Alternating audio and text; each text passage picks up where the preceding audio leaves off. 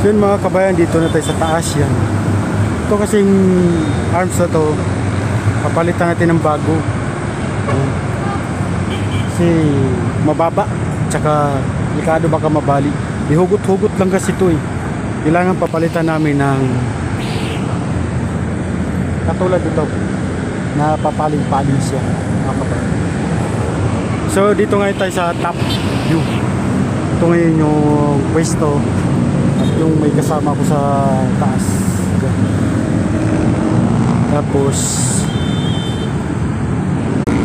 Tapos may kasama ko sa baba dalawa, si Eduardo Hawak at yung isa doon sa baba si Ojinar, operate sa welding machine.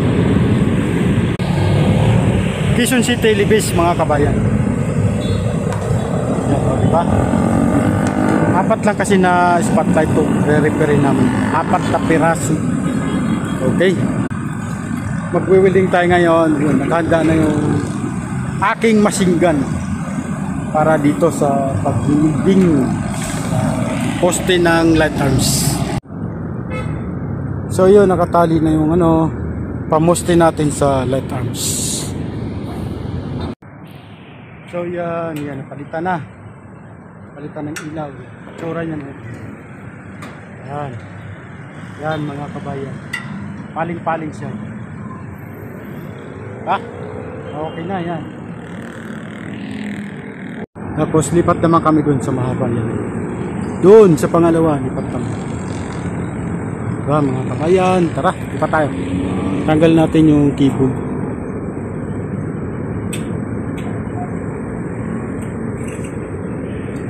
Okay. So yun mga kabayan, tapos na yung pagkabit namin na apat na perasong poste para sa light arms. Nai-welding ko na yung isa. Yan. Nai-welding ko na. Pati yung doon. Yan. Isa. Dalawa. Tatlo. Apat. Yun sa dulo. Yung nandun yung kasama ko. So yan, yan yung light arms na kami kinabit dito sa Libis, Quezon City. Yun, yung sa dulo kasi yan, sa may bandang kalsada yan. Bali apat lang naman ang ating nagawa sa ngayon. Ililipat na kasi itong ilaw na to dito sa bago namin kinabit yan. Yan. Ito medyo matigas na kasi ito, kailangan itong paluin. Yan. Diba? Ito yung top view. Yan, dito kami sa tuktok. Tapos may isa kami kasama doon sa baba. Yan.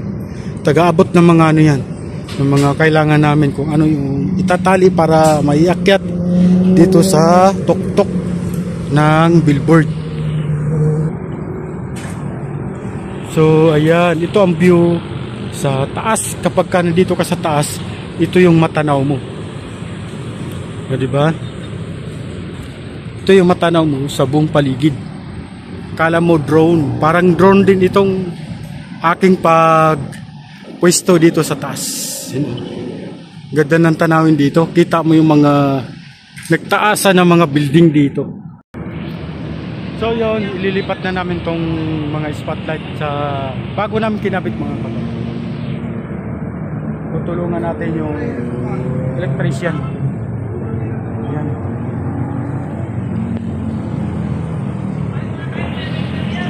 Para maikabit na, mailipat na yung mga spotlight. Okay, diba? Ganda ng view sa likod ko mga kabayan. Oh, ganda ng view. Galing paputang yan, galing ka ng Makati dyan. Dyan ang Tapos ito naman na view papuntang Commonwealth. Commonwealth naman ito. Paano saan pa yan? Saan patungo yan? Basta Pasig yan. Okay.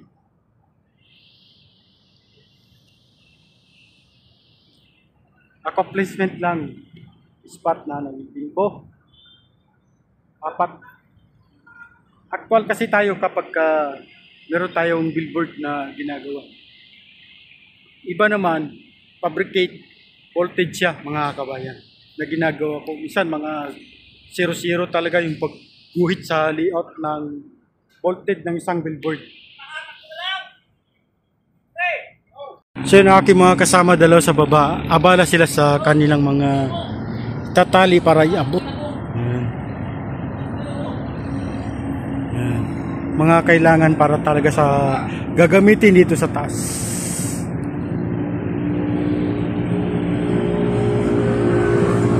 O, diba?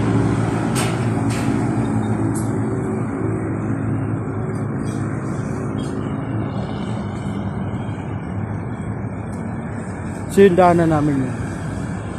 Pagdaanan, yung mataas.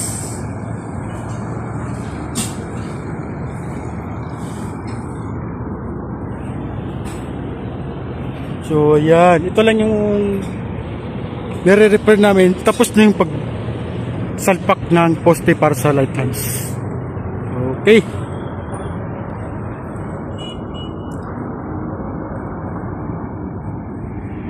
So yan ang ating view. Yan mga kabayan, ito yung aking kinabit na poste ng light arms ito. Yan, nakadikit siya dito.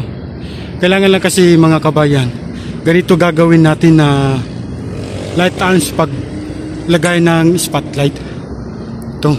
Kasi kung ganito siya, ditulak siya doon. Napakahirap yan. Lalo na kapag may pondi, busted na spotlight, hindi agad-agad yan mapalitan ng electrician, kawawalan. Hirap eh. Kasi ito dito, kinakain kasi ng kalawangan, hirap hugutin. Ang ginawa ko na lang ito para mahugot lang, pinalo ko. Ayun, nagtanggalan ng mga kalawang. Pahirapan nga lang sa pagpalo.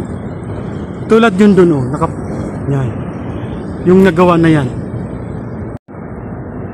Yan siya, oh. Ganyan dapat para ang ilaw paling-paling. Kapag may emergency, biglang may busted at nakita ng kliyente na may mga pondi yung spotlight, kaagad siya mapalitan. Hindi kawawa ang mga electrician. O, diba? Ganito lang, oh. Paling-paling lang siya ganyan. Paling-paling lang kasi yan, eh. Yan, oh. Paling-paling lang yan. Kasi parang style bisagras yan. Kasi kung ganyan tsura, kawawang electrician, eh. Minsan nasasabon sila, hindi agad-agad mapalitan dahil siyempre, paano nga naman magawa kagad yan sa ganyang sitwasyon? Ang hirap hugutin yan. Tapos minsan masama pa yung panahon, maulan-ulan, maano mo pa ba yan? Napakahirap kasi pagkaganyang pwesto. Di katulad dito na yan, napakadali siyang palitan ng ilaw. Yan, paling lang yan dito, oh. Walang kahirap-hirap dyan, nakapatong pa ng maayos ang mga electrician, o diba, sa pwesto. Yan mga kabayan, pising ano to siya mga kabayan, Commonwealth tong area. Kwanto siya, Netflix tong nakakabit dito na tarpaulin mga kabayan. Dito sa baba na ito. Netflix yan mga kabayan. Yan.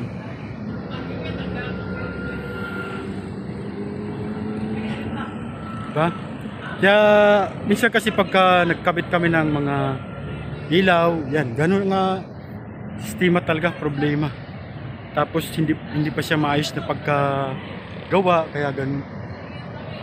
So yun mga kabayan, tayong aming ginagawa dito, pati sa mga spotlight na pagpalit, nililipat dun sa bago naman kinabit na light arms dito sa Quezon City, Libis mga kabayan. So yun, pauwi na kami. Pauwi na. Tapos na yung aming ginagawa. Okay, thank you for watching. Maraming salamat. God bless po. God bless.